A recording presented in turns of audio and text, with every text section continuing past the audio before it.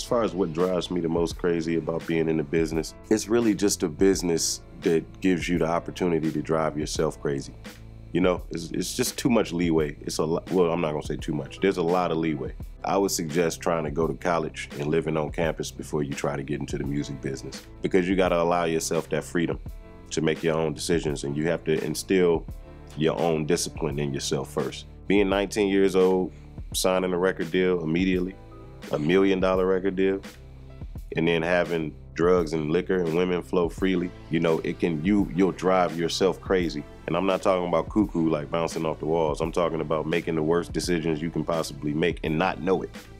You know, not being aware. That's my biggest thing, like with the industry. Like, there's some things that bother me, but it's all about the state of the mind of the individual.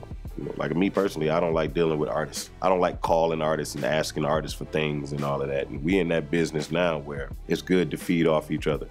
People like to see people collaborating right now. That's why being in these different groups works so well for me with my career, because people just like to see it. You know, they like to see their favorite artists on an album together. They like, if you do an album with no artists on there, they might be like, why'd you choose to go with no features on this album? It's like the end thing. With the current state of hip hop right now, like I don't really like dealing with artists. So when I get around artists that I vibe with, that I can develop a relationship with, I usually try to make sure that I nurture that relationship, you know, and put my best foot forward with maintaining it.